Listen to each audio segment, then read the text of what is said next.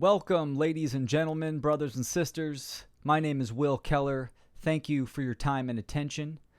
I want to thank James and Joe for giving me the opportunity to present this information today. My website is Natural Freedom League, and I'm excited to present today. So let's get into it. The title of my presentation is Revolt Against the Modern World and the Return to Nature. Now, this is a big title. There's a lot of preconceived assumptions that can go with this title, what people think it means, but we're going to take it piece by piece, and I'm going to simplify the profound. The artwork is fantastic. This was created by Sarah Cross, so I want to give her a shout out for the graphic illustration, and it definitely portrays a message that I'm going to convey today. So thank you, Sarah. Caution: shattering the illusion. The information presented today could very well create an emotional reaction, for I do not use euphemisms or sugarcoat my words. This information will challenge what you believe and may be uncomfortable, but this is where change lies, and growing pains are a part of growing up. Thank you for your time and attention.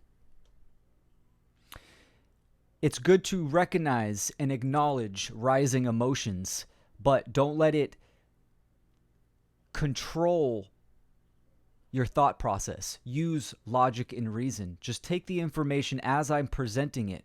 Later on, you can apply introspection, maybe watch it again, and kind of consider the information, right? So, truth is that which is. Truth matters.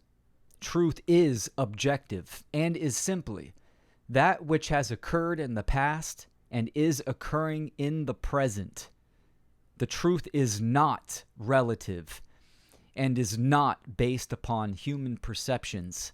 It is independent and can be discovered, understood, and our subjective perception can align with objective truth in reality. This is the prerequisite of seeking knowledge and wisdom. To learn anything, you must accept that there is truth at hand, that you can get to truth. Truth has a very woo connotation, and a lot of people think it is relative. My truth, your truth, his truth, her truth, when in fact it is simply that which has manifested, that which has occurred and is occurring. We can come to know this. So, shift happens. There is a great awareness occurring. People can use logic and reason to discover what's going on in the world.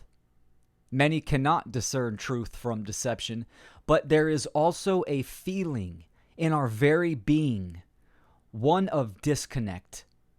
Most can intuitively feel in their heart that something is amiss. Why is it? What is missing? Is humanity spiraling with or against nature? People seek answers and crave connection, but from what source? The answers are available. In fact, just a shift of perspective can unravel the ropes of your worldview that bind you back from the truth and the mystery that has been awaiting your discovery.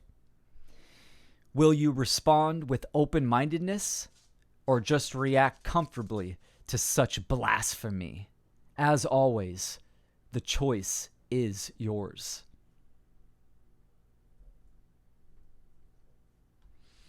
So, in this presentation, there are two categories that I'm going to discuss right now. The first one is esoteric history. Now, those are two categories that I'm kind of combining, right? But It's exoteric. What does exoteric mean? It means known to the general public, the outside. Now, apply it to history. History is written by the victors. Therefore, his story is relative to those who claim to author reality. Truth, however, is that which has manifested, independent from our perception.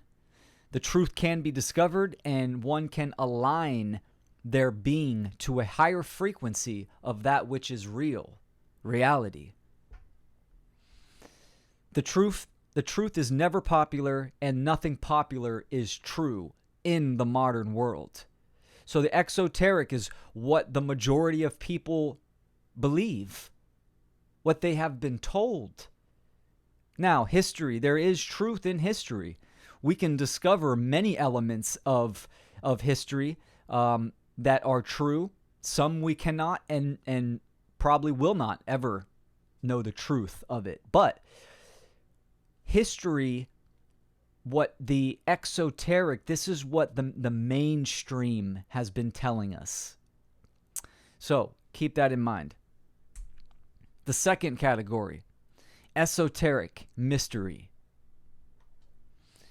Esoteric means within the inner circle, intended for the initiated. One can begin this process of truth discovery by seeking the mystery of nature. We can discover how reality operates internally, the human psyche, and externally, the manifested world, which both correspond and are reflections of each other. Esoteric knowledge has been occulted from the general public, but is accessible for those who seek it. So the word occulted simply means hidden. Occultism. Oculus means hidden from the eye. This is what esoteric means. It's the bullseye. It's the inner circle. It's the inner core of information. If we want to discover truth in history or truth in reality, we need to seek the esoteric, which is also the mystery. It's being occulted from the majority of people. So, we're going to divide the title up into two sections. Here's the first, Revolt Against the Modern World, and we're going to define our terms and also talk about point of reference. So, revolt means to roll back, come to original point, return. Now, revolt has changed, and revolution comes from revolt. And most people in the exoteric think that this means violence. Revolution, which revolution just means going around in circles and circles. So simply put, revolt, to roll back, come to original point, return. The modern world means the present time, current condition on the planet, the human condition. So, roll back the human condition, come to original point. What is the human condition? So, I'm calling it the agenda against nature, and many others have recognized this as well. There is an overarching agenda that has been promulgated throughout the ages, which is the inversion of nature. The social engineers promote artificial and invert information of how the natural world operates. In every category of human society, the functions of the system are in opposition to nature. The majority of people have been conditioned their whole life with these false axioms. An axiom is a statement that is considered self-evident. Therefore, supporting and propagating these systems which contribute to human suffering. The word agenda means things to be done. What are the things to be done? It is to invert nature, which ultimately you cannot actually do, but you can control the availability of information. for the population, for human beings to take in. And they do that through the exoteric, the outer circle. So, this creates a power differential. The agenda against nature, the inversion of nature, it creates an artificial reality. The modern world is disconnected from the natural rhythm of life. Every part of society is manufactured to operate in opposition to the laws of nature by design. The inversion of nature through the guise of authority is for perception management and behavior control. These functions are constructs of mind. By design, the social engineers, now if you haven't recognized this already, that there are controllers in the world, there are people at the top, the very top of institutions, behind the scenes, that are controlling these institutions, right? The availability of information to create a power differential. This is all to control and engineer your perception. Our behavior is dictated by the information that we hold in our mind, that we have accumulated through life. So if they can control the availability of information, then ultimately they are influencing your behavior and the actions you take in the world. So, let's talk about the artificial reality, which artificial means man-made, made by humans, which they are constructs of mind. Human beings have thought them up. Now, artificial, we can make something artificial. I'm using a computer right now that is man-made. I'm using it to communicate this information to you. And humans can make things that are artificial, but it all depends on how it is being used, right? It's a tool. So let's look at the artificial reality. Nutrition does not come from GMO poison-sprayed foods from monocultured farming. Health does not come from synthetic chemicals and bodily genetic modification. Education does not come from obedience, indoctrination camps called public schooling. Sovereignty and human rights do not come from government waving pad and a pen. The exoteric, the majority of human beings actually believe these axioms. They believe they are self-evident and they are true. We can see that because we can observe the modern world. We can observe the effects and see what the majority of people, human beings in the aggregate, the actions that they take totally support all of what I've just stated. When in fact, this is all artificial and goes against nature. So, why? The most important question. Why? This gets down to the causal factors. Let's work our way there. So, let's talk about worldview.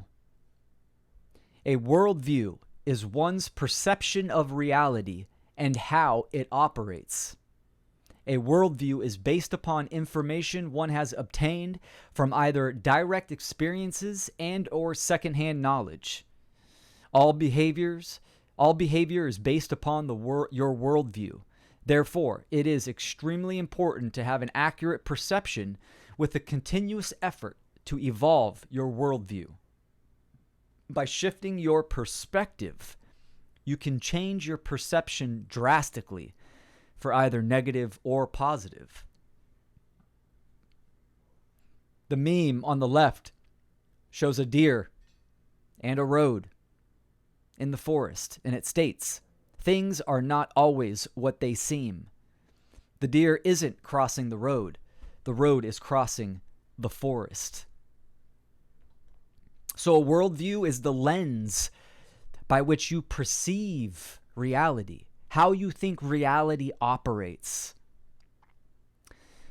The meme is just a crude example, but shows you a shift of perspective. The exoteric, most people see a deer crossing a road. But from another perspective, the road is crossing the forest. The deer, a natural being in its natural environment. Road being artificial. A technology that humans have created, that have laid it through the natural world. So let's talk about types of worldviews. We can categorize many worldviews into two overarching categories. The first one, randomness. This is a left brain dominant imbalance. Someone that is very analytical. Some of the characteristics are: matter is prime. It is materialism. Humans are the apex of creation. The universe is a grand accident. There is no creator, therefore no underlying intelligence in nature. No such thing as spiritual, moral, natural law. This worldview is very controlling in its nature. This is all about the physical domain. The next category, determinism. And some of the characteristics are, and this is a right brain imbalance. God controls every event in creation. All occurrences are preordained. Free will is an illusion and does not exist. Since God controls everything, to change is impossible. Action is ultimately meaningless. And this category of worldview is very submissive. So we have these two categories. Randomness is all about free will. Free will is the only thing that exists. And matter is prime. And the right imbalance determinism is we do not have free will. The deities of the cultural religions, whatever that may be, there's all kinds of them, but everything is in order and is preordained. Both of these are imbalances.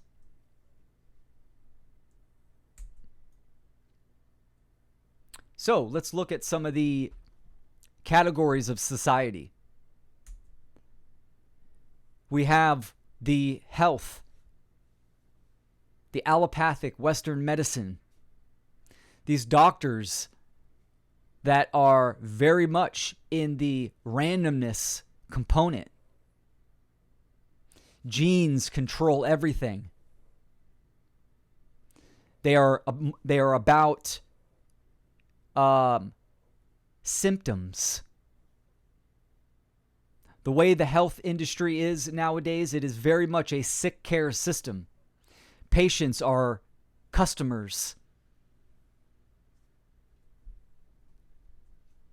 The next one is the political worldview, where you have the Republicans and Democrats. This is just a dialectic to give you the illusion of change. Also controlled, artificial, inherently immoral because it's based upon violence and duress, and it's based on the belief in human authority over other human beings and the natural world. Same thing with the health industry.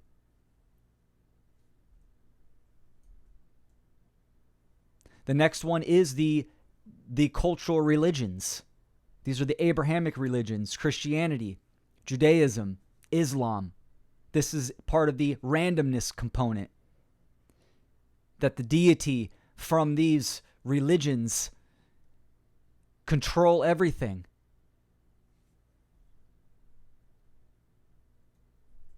The next category would be the New Age. The New Age is very much repackaged Christianity. They're all about the Christ consciousness.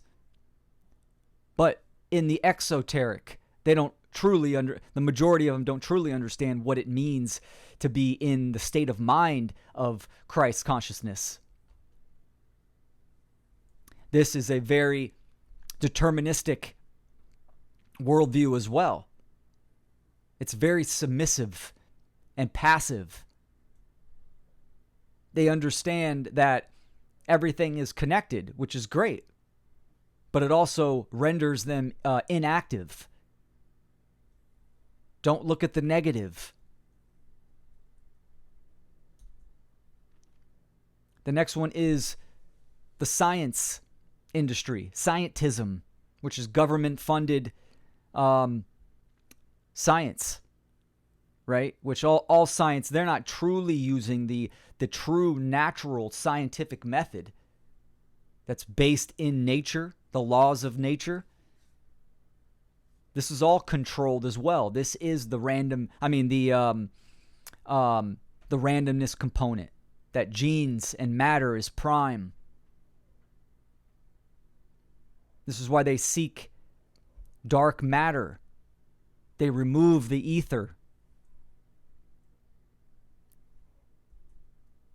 And the next one is the monetary, is money. How the use of money today is very artificial. This is a controlling worldview as well. Controls prosperity. Money absolutely dominates the majority of people. This is one of the biggest worldviews. Dictates happiness, prosperity, recession. Now, all of these worldviews, they're all based in one overarching category. And this is religion. All of those categories are religion. What is religion? Religion, to bind back. Relegare, which is Latin, to hold back from forward progress. Is the modern world in alignment with the laws of nature in objective reality? That's the question. The majority of worldviews in the modern world are artificial constructs of mind that propagate, support, and condone slavery. They all are cults of mind control. They don't understand these worldviews are in an imbalance state that is artificial, that's operating in opposition to how nature truly operates, which would, yes, we are living in an objective reality. We're going to talk about that in a little bit, meaning that reality does operate a certain way. So this is all of those categories are religion. Hold back from forward progress. But there is a certain type of religion that these categories are. And that is monotheism. So let's define our terms. Mono means one or single. Theism, belief in God, gods or deity. So monotheism is the belief in one God. The majority of people in the two categories of randomness and determinist worldview, right? Those are overarching worldviews, and then we have the subcategories. People are religious towards these categories and put these categories up on a pedestal like it is a god. The doctor, the scientist, the politician, money, the guru, the cultural deity or god in that sense. So all of the cultural and modern religions have some common factors, such as the adherents tend to be very intolerant and destructive to outsiders because they really are cults of exclusion. If you don't have enough money, you can't be part of the club. If you're not a Republican or if you're not a Democrat, then you can't be part of the club. Same with the cultural religions. Islam accepts everyone from all faiths. But if you're not part of the club, you're an infidel. Same with Christianity. If you don't submit to Jesus Christ as the Savior, you're going to burn in eternal damnation. Same thing with scientism. It has to be their way or you're not part of the club. So these are cults of exclusion. Back to the common factors. There is an abdication of responsibility. The doctor knows best. Trust the experts. I don't have to look into it. The experts know. Money. People will do anything. They would abdicate their responsibility. Response-able. They would do anything, even violent, immoral acts, for money, to commune with their God. Cultural religions. Submit your very existence to a religious deity, and your soul will be saved. You don't have to do anything in the natural, the physical world, the reality that you're living in. The New Age. We're all one. Don't look at the negative. We don't have to be active when tyranny and slavery is at stake. Don't worry about it. Follow your bliss. Another common factor is that all of those categories, they claim to be the arbiters of truth, reason, and authority. If you want to be spiritual or commune and have a connection with the natural universal spirit, you have to go through a priest or a rabbi. Science has it all figured out. And if it's not part of their agenda, then it's woo-woo and it's bullshit. Politicians know best. They are the leaders of society. Vote them in.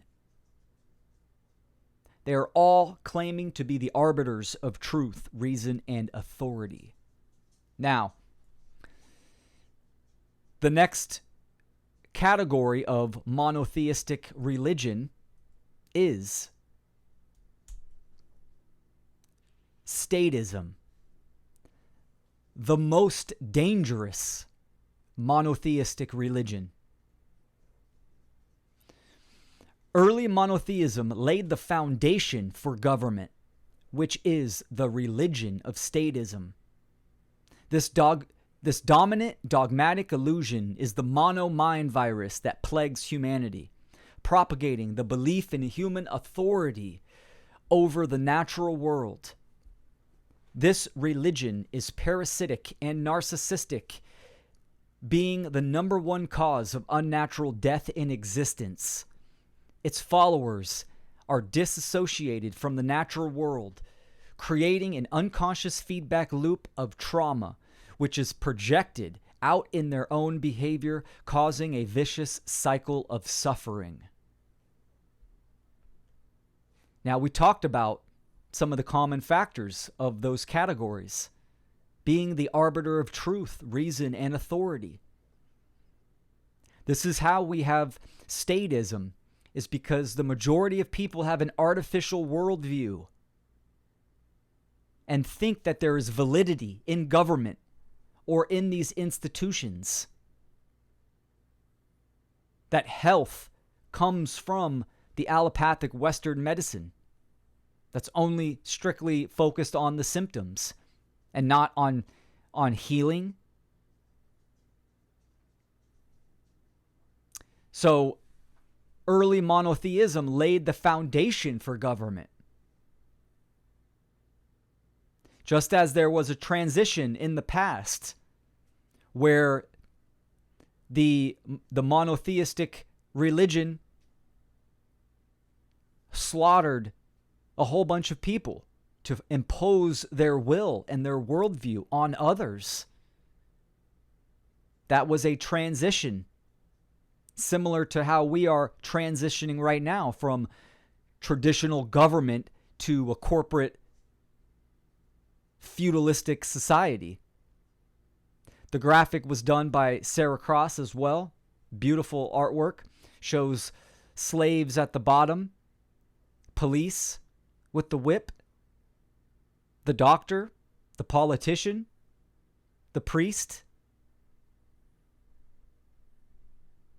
All of these institutions are artificial and not for prosperity of humanity.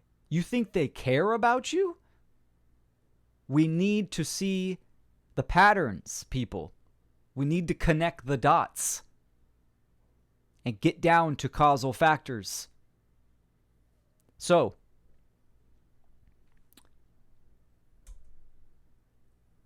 ego identification.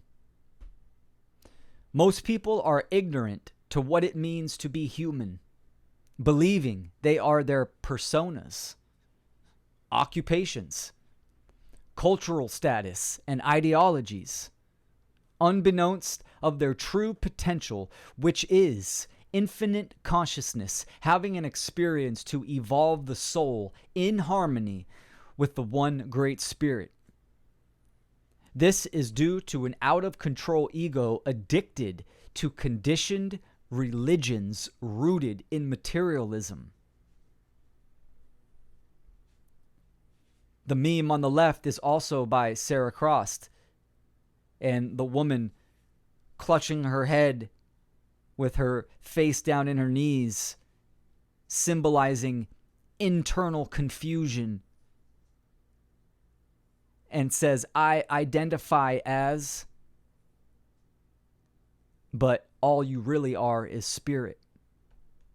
You could see all the religions in the background, the symbols. When you're born, bam, they want to give you a barcode, a social security number, tell you who you are and what you should believe. We can see nowadays, even in the in wokeism, where you can choose your gender, what do you identify with? This is a disconnect, a disassociation from the objective, natural world. The ego is all about the self. I do not promote the destruction or the death or ego death. It actually doesn't exist. But your ego is one part of you. Same with your higher self. And those need to be in balance and in harmony. Right now, people identify with the material realm and identify with the ego, which wears masks, personas, and all of this. So what does it mean to be human? That's a huge question I think people don't even consider. We're gonna touch on that a little bit later. So there's two systems that I want to talk about next, and this is symbiosis and parasitic. So the first one, symbiosis. Sim, together. Bios, life. Symbiosis is operating in harmony with the laws of nature, with balance and connection. We can see this in the natural world. In nature, it's always striving for homeostasis and normalizing in a system of symbiosis. The second one is parasitic, from parasitus, one who lives at another's expense. The social engineers are a parasitic class that thrives from humanity's ignorance. So these two systems, apply it. Apply it to yourself. What do you believe? How do you think the world operates? And then look at these categories, all of these facets of society and how it operates. Does it operate in symbiosis with nature, or is it parasitic? And all of them that I've stated today are all parasitic systems. One who lives at another's expense. Take, take, take. The only reason why this happens is because of humanity's ignorance. The word ignorance means lack of knowledge. So, let's move on to some of the causal factors. Because the solution is always in understanding the problem. So, we need to ask ourselves why. And this leads us to the next category. The return to nature. So, let's define our terms. Return means turn back to. Nature is Commission, pronounced nature, NTR, which means creator. The return to nature is embodying and a holistic perspective of reality based in objective truth and the laws of nature, natural law. To connect to that which is moral and align oneself to the natural universal spirit. To serve truth with principled actions. The return to nature is unity consciousness. As I think, so I feel, and so I act. The return to nature does not mean reverting to the past. Does not mean the destruction of technology. It means becoming in alignment, in symbiosis with the natural world. The natural world is not man-made. It is part of source, of creation. Nature is the creator. So unity consciousness means your thoughts and emotions and actions are in alignment. So in the beginning, the artwork, by the way, is by Sarah Cross. It states truth. It's got the seed of life on there, and it's got the triangle, which the seed of life represents natural law, the principles, the laws of nature. And the triangle represents unity consciousness with thoughts, emotions, and actions. So early on in this presentation, I talked about a shift in perspective. This is what this shift is. Introducing animism. So, let's define our terms. Animism, from Latin, anima, or animus, meaning breath, soul, spirit, life force, consciousness. Animism is a holistic state of being, an operating system that perceives reality from consciousness, universal life force, energy, and the governing laws of nature. Animism is building a personal relationship with natural laws by becoming a conscious co-creator. Animism is personalized evolution towards symbiosis in nature. Now, animate and animal come from anima. It means to have a soul. What does it mean to be animated? It means to be alive. You're endowed with breath, life, spirit, life force, consciousness. So animism is also synonymous with paganism, but I'm deliberately choosing animism because it is very descriptive of exactly the perspective that we can utilize.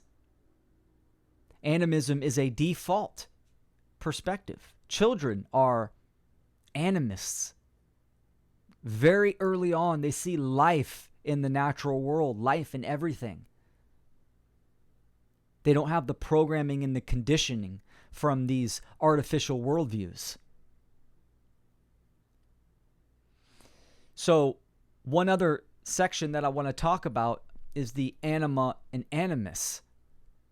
So this also has a representation in the natural world, in the macrocosm, the universe.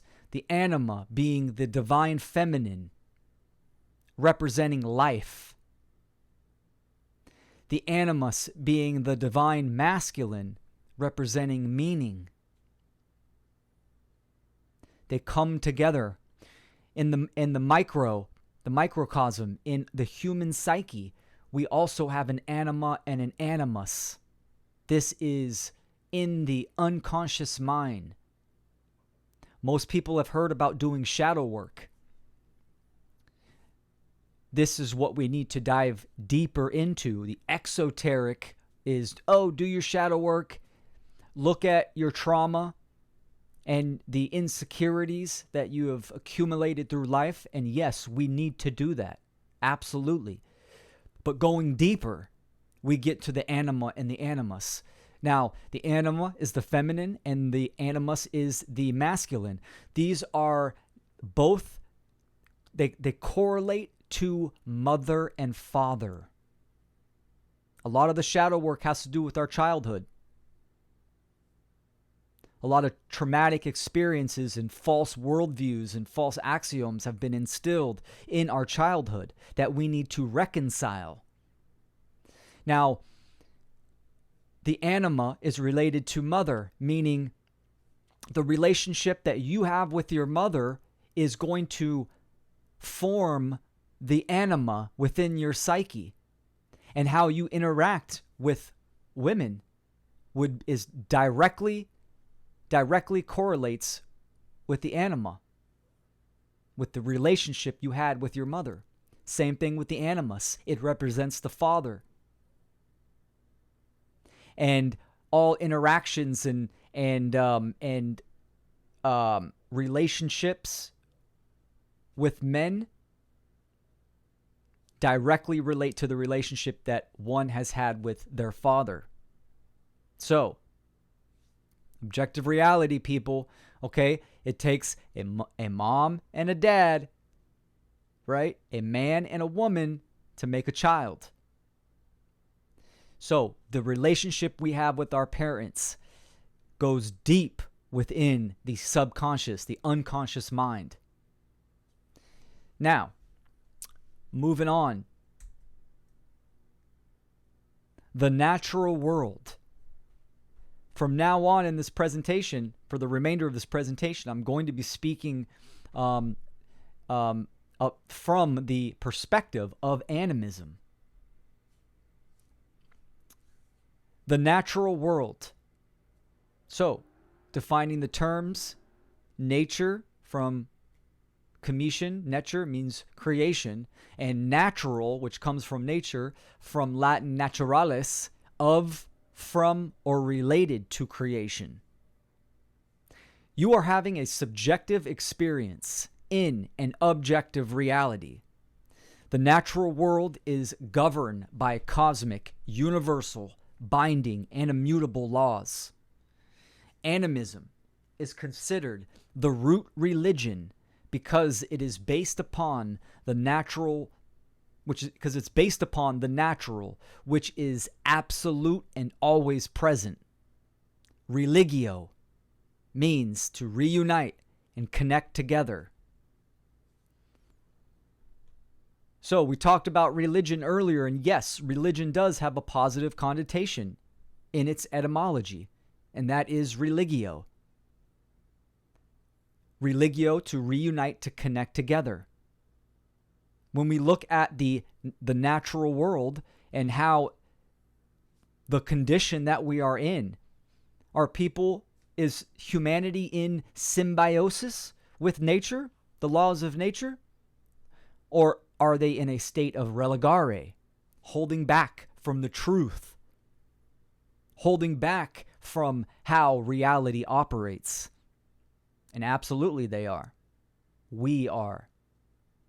So, religio is animism, because animism is based upon the natural world. It is a state of mind where you view everything as energy and consciousness.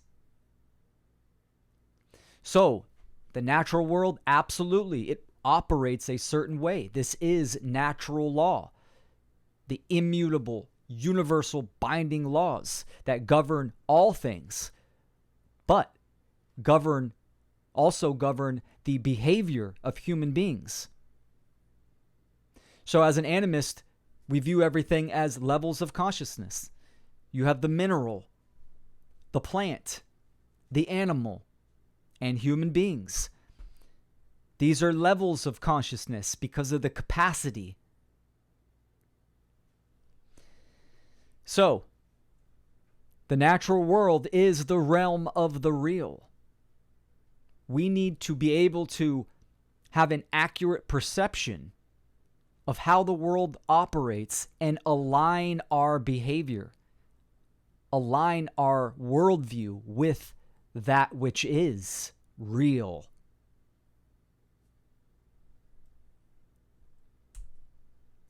So, anima mundi means living nature, soul of the world.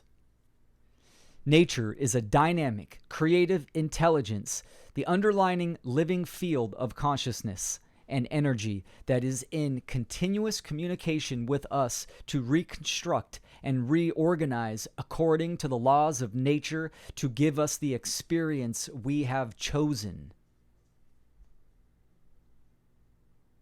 There are patterns in the natural world.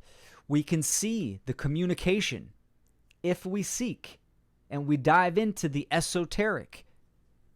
There is a vast amount of information on how, what, why. This is called occultism. Hidden knowledge of the self, the human being and how it operates, and also the natural world, the laws of nature.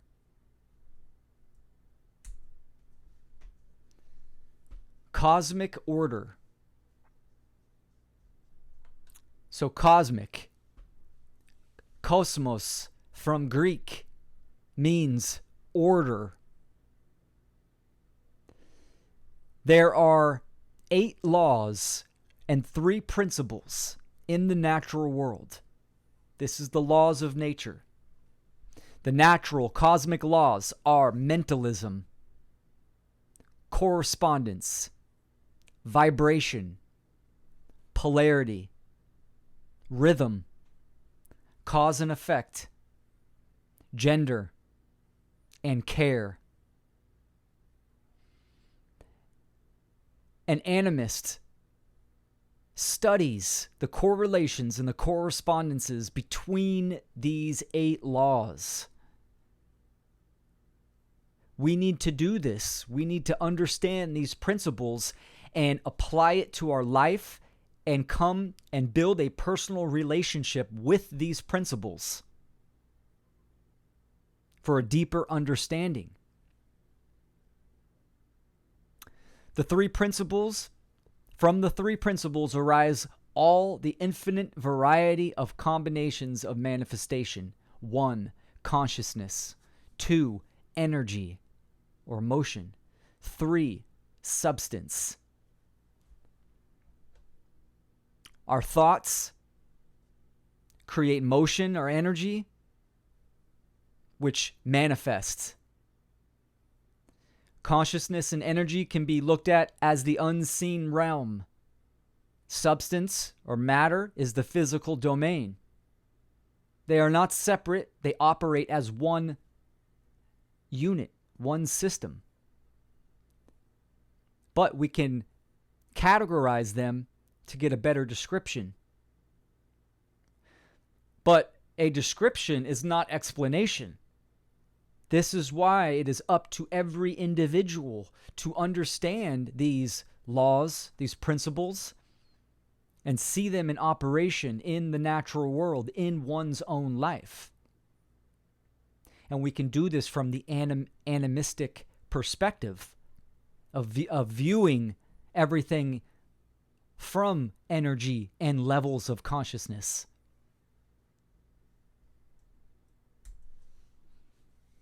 So animism is considered the root religion. I like to call it the original spirituality, which everything is spiritual. What is spirituality? So spiritual, I broke it up into a few words. Spiral, Latin. Spira, to twist around a fixed point.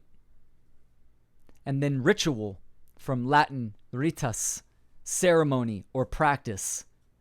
Or in the Sanskrit, rite, going, way, or custom. Being spiritual means one understands natural law as the fixed point of creation, and daily habits will advance or decline one's personal evolution.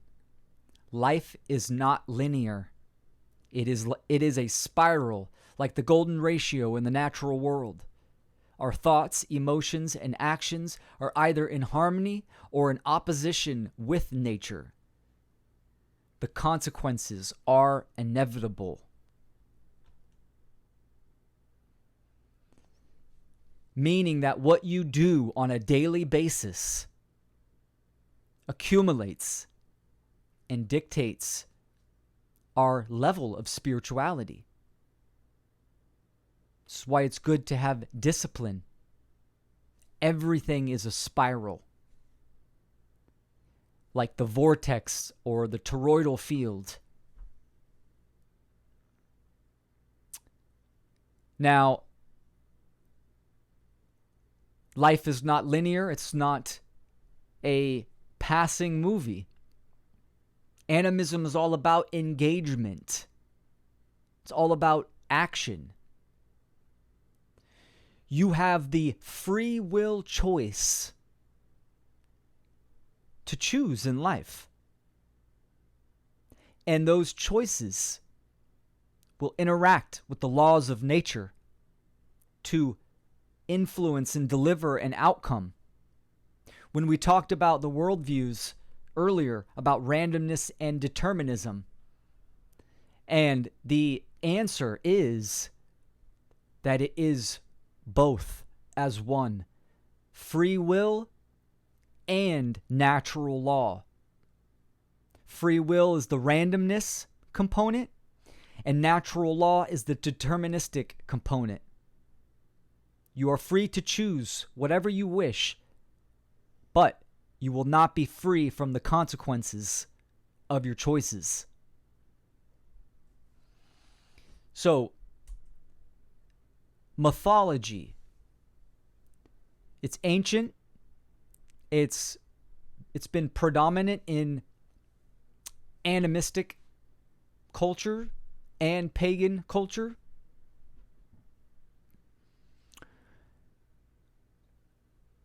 Mythology, story with logic. Many past cultures used mythos as an oral tradition to pass knowledge through the ages. These stories are representations of natural forces and aspects of consciousness that can be utilized for self-development. The gods, goddesses, planets, signs, symbols, and events are not literal. They are allegorical, metaphorical, and archetypal, which bypass the ego and resonate within the subconscious mind, making them timeless as well. Using logic and reason can decode the contained gnosis and reveal correspondences within human psychology and the laws of nature. So, we can see this in the cultural religions, the exoteric. The majority of people think the holy books are literal representations, when in reality, they are allegorical, metaphorical, archetypal. It's astrotheology as well, talking about natural forces and the self. Mythology is ancient. Cultural religions have bastardized this and inverted mythology. The cultural religions started to use written language. They started writing down their knowledge, which took away from the oral traditions, because when you have an oral tradition, it is passed from lip to ear, meaning that the one speaking it has an understanding of natural law, of the natural forces and the self. So, moving on. As above, so below. As within, so without. The universe is holographic in nature, meaning self-similar, on the macrocosm and the microcosm. The planets and stars are aspects of our psychology. The earth is similar to the human vessel. The heavens above, the constellations, the zodiacs, these are all part of mythology. These are archetypes of the cosmic mind, but also are the same with our own psychology. The earth is very similar to the human being. As above, so below. We can see in the pictures. Going left to right. This is a lung. This is a tree. In the middle, we see the golden ratio, the spiral, the toroidal field, the universe, the fingerprint, a plant, a shell, a wave. The next image on the right, we have the tree of life, the human placenta, tree stump, fingerprint, lung, tree branch, leaf veins, human veins, river network. The point of this slide is the pattern recognition is unlimited of the correspondences in the natural world, macro to micro and vice versa. We can see for the earth with the seasons, it's like the oscillation of a respiration, breathing in, breathing out for the human being. We can see that mountains are like the fixed points of our bones. The ocean is like the lymphatic system as it washes back and forth and can clear out detox and cycle things through our body. There's so many patterns that we need to seek and understand. This is what atheists refuse to see, which atheism is also a religion as well. It's the religion of atomism, of materialism. but they haven't seen these correspondences with the greater natural world and the individual. We need to study this. This is what an animist understands as the foundational operating system, the worldview, that there is interconnectedness. And we can utilize this for self-development, to come to know ourselves, our psychology, how emotions in the body operates, and how the natural world operates in correspondence for sure. So, that being said, let's talk about the law of manifestation. If we don't understand this knowledge, which is the elementary, the elements, the foundation, if our foundation is flawed, then we're going to have a faulty building.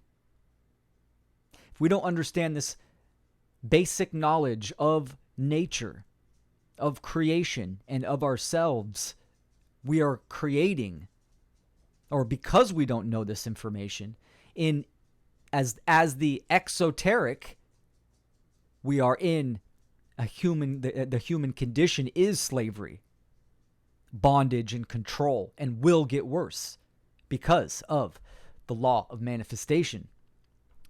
Humans say they want change, and there are requirements for manifesting the conditions we say we want. Animism is a proactive and practical operating system that involves action. A simple example is the old adage, you reap what you have sown. You get what you give. I think in ancient times, I think farmers were the first philosophers. This is why I always talk about, when I talk about parenting and trying to introduce the natural law principles to young children, is start with gardening. It's hands-on, it's proactive. You can be engaged. You can work with the natural principles.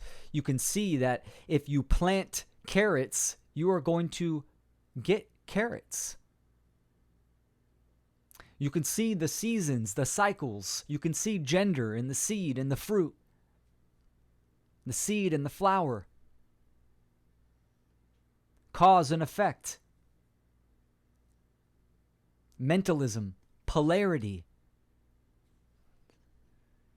So let's define energy. From Greek, ergon means deed.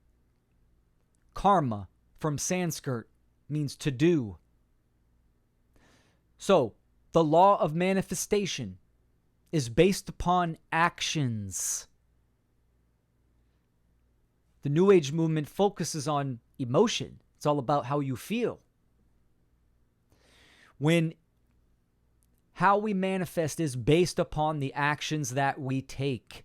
Our act, ion. Act means to perform. Ion means energy.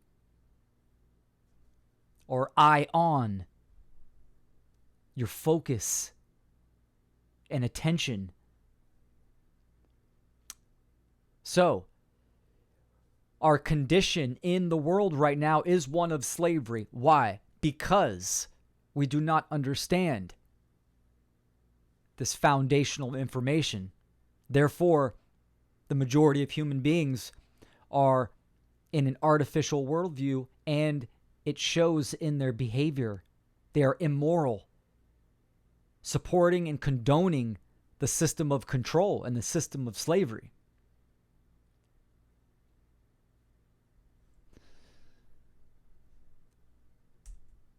So, moving on. Prayer versus sacrifice. Manifestation is based upon energy exchange. You must be willing to give action to get the result. There is a difference between prayer and sacrifice. Prayer is asking a God to grant your wish and give you what you want, which is an artificial delusion. Sacrifice is giving your time and attention through action towards the goal. Sacrifice, which is the movement of energy, can be done consciously or unconsciously. But if you say you want something, then action is required. Action is required. So, for an animist, we do not worship deities. We do not worship nature. We do not worship the gods or the goddesses. Some people do. Neo-pagans, yeah, there's certain stuff like that. But I'm talking about from the animist perspective, it's not worship. It's work with. Work with the archetypes.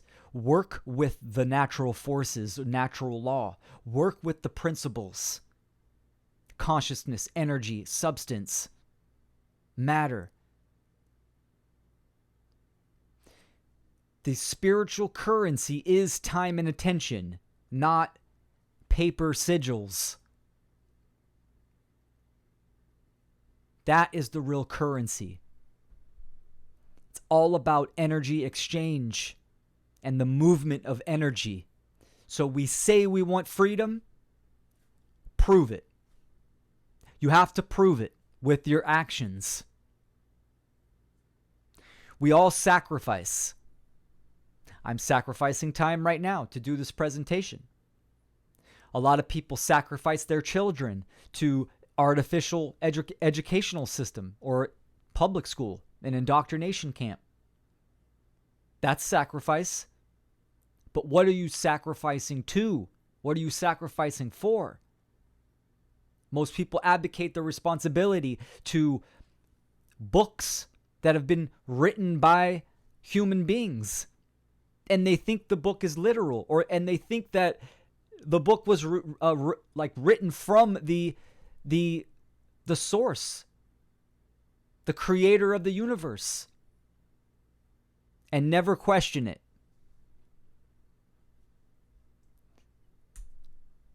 So, universe.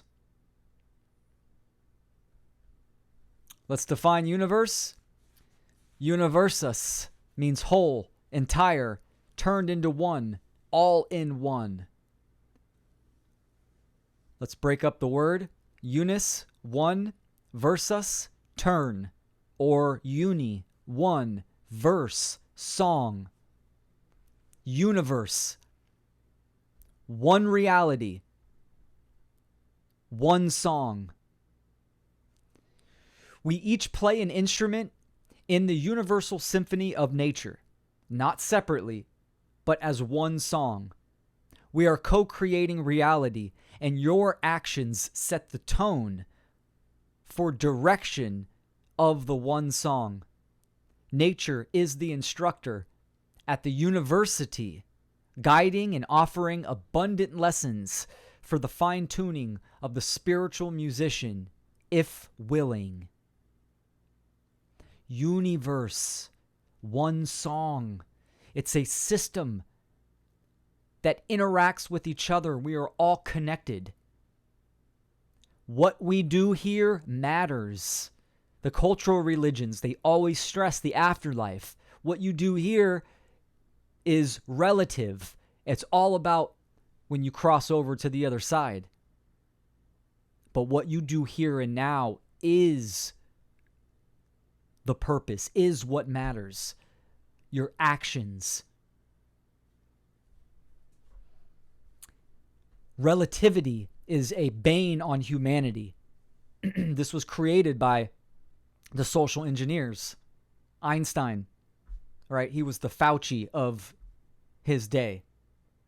The Dr. Fauci of his day, right? With the theory of relativity. Even Nikola Tesla said that Albert Einstein is a quack and the theory of relative is malarkey. We are in a universe, a one verse, a one reality. It's one system that works as one. So, as human beings become moral, then we become more We become in symbiosis with nature or the rhythm of life, and we can create freedom. And if human beings are immoral in deed, in action, then we will be in a parasitic system, a take, and we will manifest slavery and control. The artwork, again, done by Sarah Cross, which is beautiful. So, next, animism versus animism. Plane of causality and plane of effects. The spiritual realm of mind and energy are metaphysics, and the 3D material plane is the manifested realm of effects, or physics. They are not separate and operate as one reality. The modern world focuses on the manifested physical realm by removing the ether and replacing it with atomism. Matter is prime. Animism understands all is consciousness and life force energy, ether. Natural law is the only governing authority to help guide us to higher states of conscious evolution. The social engineers, the artificial worldviews, want to keep people focused on the material plane. We need to understand that there are the unseen laws, the unseen realm. Even human beings have a small section of the visible light spectrum that we can see. This is why in the Cometian hieroglyphic of nature, it was a flag symbolizing the flag that stands and is ever blowing in the wind. Natural law. Wind is unseen, but yet you can see the effects of the flag blowing.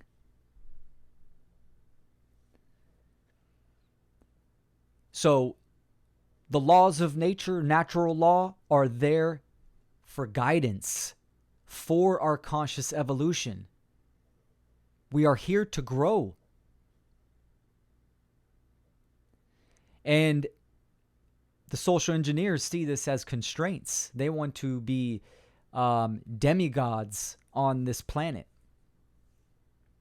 The parasites that feed off our energy, off humanity's ignorance.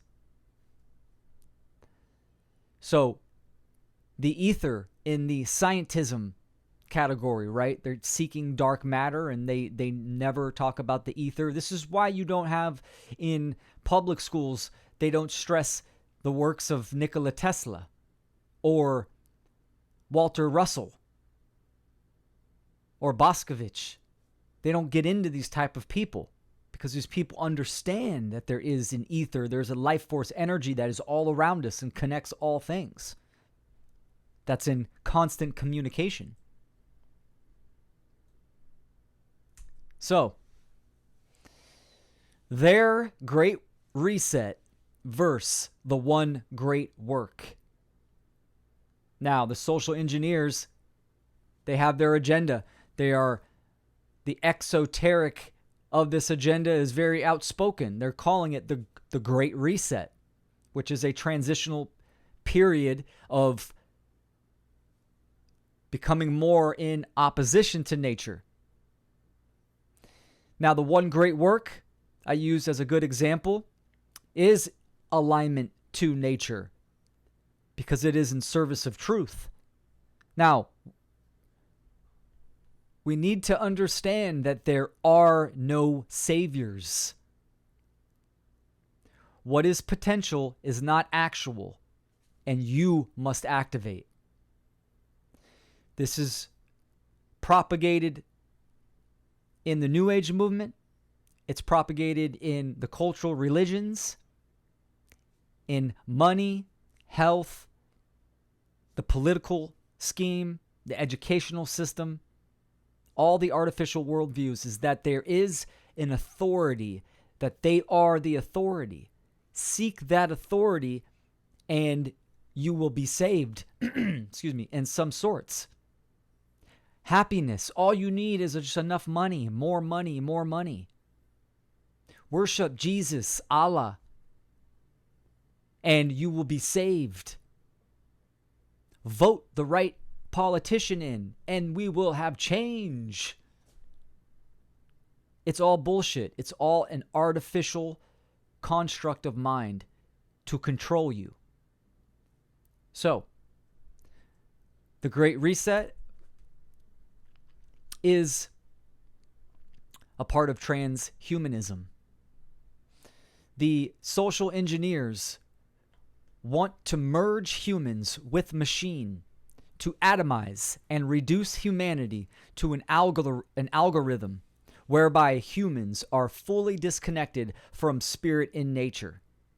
Souls will be sold to materialism, egotism, obedience, and ignorance will reign as the pillars of worship, for the new man will claim authority over nature. The implementation of this ideology has been well established and is directed to the next generations. This is what they want to do ultimately. They want to disconnect you from spirit, from the natural world, which you cannot really do. But the individual can make the choice to be ignorant and not understand this information, and it will show in their actions and behaviors. They want to merge human beings with machines. So, this plan is going on right now. It has been going on for many decades, and it is in full effect right now. And we can see it's pressed on the younger generations. Distract the older, program and condition the younger generations. This is what they're doing. So, revolt against the modern world means to take action within yourself and do not turn away from the artificial worldviews, the immoral actions, and look towards what is real, what is true, and what is moral. So the quote down at the bottom, Homo Deus, man is God. This is what they want to do, the social engineers. They want human beings, man, to be God. All the cultural religions, their deities always has a human element. This is part of Homo Deus. So, moving on to animism and anarchy. So, animism and anarchy are synonymous. Both inherent natural states of being. They are based in objective truth, personal responsibility, accountability, decentralized anti-system, and both are highly criticized in the modern world. Animism is a mindset of sovereignty, engagement, action, and evolution under natural law. Anarchy is the state of freedom, whereby humanity is moral in action under natural law. Now, the operating system, the worldview of animism, can absolutely be utilized for self-development. Animism is also the default state. It is inherent. It sees everything as consciousness and life force energy. It is based in the natural, in objective truth. It is very much about sovereignty because it's all about your personal evolution, your personal relationship with natural law, nature, and our fellow beings. Anarchy, which the definition of anarchy means without rulers, without masters, and without archon, ruler. What is the state of, or the absence of, rulers and masters? No masters, no slaves. It is the state of freedom. So animism and anarchy both understand that natural law must be understood and acted in harmony with.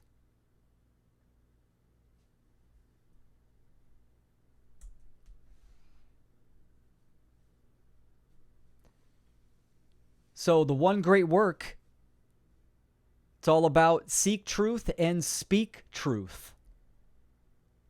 Animism is the great work, which is the internal process of working with the aspects of consciousness and natural law for self-discovery and self-mastery, seeking the mystery of oneself in nature. Seek truth, seek the esoteric, the mystery, the my story of oneself, because it is about you and what you condone, and your actions will either advance the condition of slavery or move towards freedom. We need to seek the mystery of nature. This is an ongoing process. You can constantly develop a deeper understanding of natural law principles. Apply them to your life instead of just knowing a textbook definition. Relate to them. See it in operation, in communication, in the world. The one great work is service to truth by acting in the external world to influence change towards symbiosis and freedom. Understanding the universal life force that connects all as one. The great work is the internal process, and the one great work is the external process of using your voice. It's an oral tradition, using the voice, lip to ear, communicating to the general public about freedom, what it is, how to achieve it, natural law, morality, objective morality. The great work comes first. You have to be in alignment. You have to rid yourself of these artificial worldviews to get an accurate perception of what is going on in the world and how reality operates, and then activate and do the one great work. The hierarchy of service on the right. At the bottom, you have service to self, most prevalent in society. Moving up, service to others. And at the top, service to truth, which is least prevalent in society. In serving the truth, you serve both the self and others, because truth is only ever of benefit to all. Objective truth, the truth, that we are in a condition of human slavery. How did we get there? And how do we get out?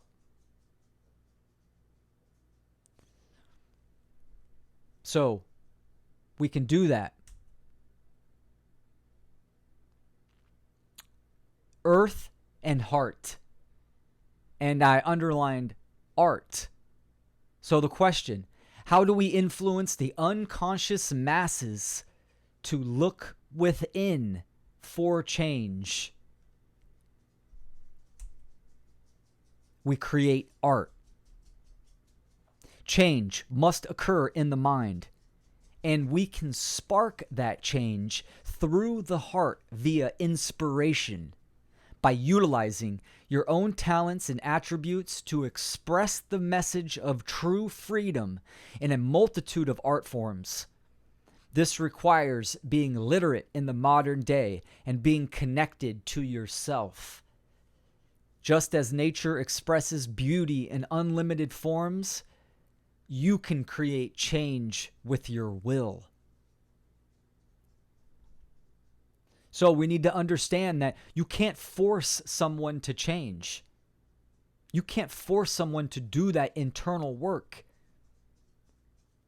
So how do we influence? We create art. This is what the human being is separate from animal, plant, and mineral. We have the ability, the capacity for logic and reason, and to create art. Art influences the heart. So we need to understand that.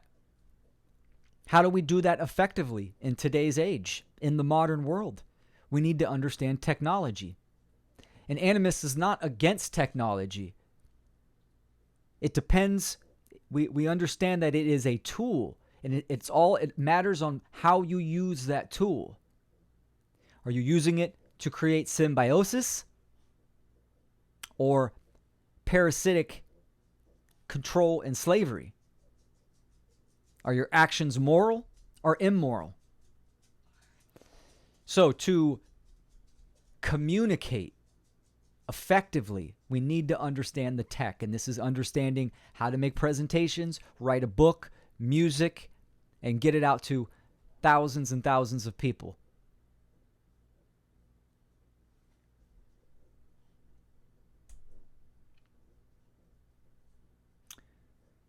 You cannot solve any problem from the same level of consciousness that created the problem.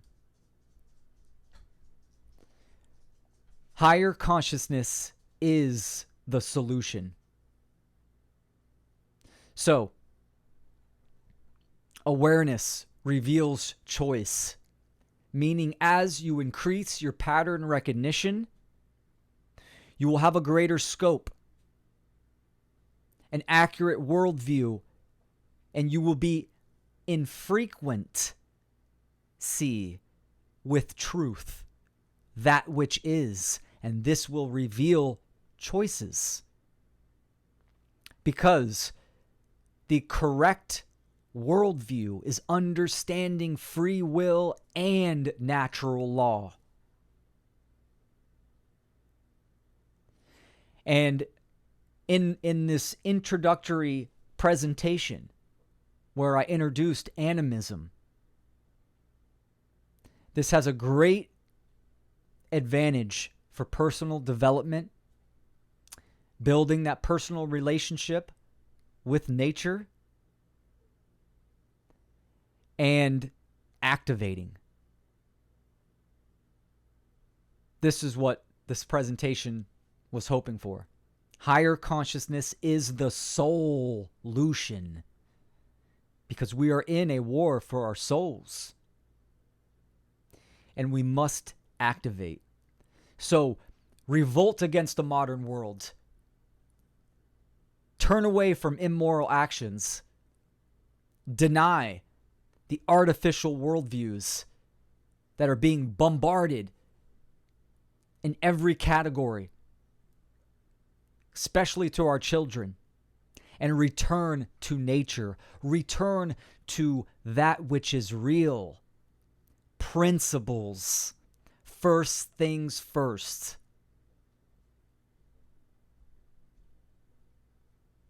That is my presentation, ladies and gentlemen. I want to thank Sarah Cross for the beautiful artwork. I want to thank James and Joe again for giving me this opportunity, and for the viewers. Thank you so much.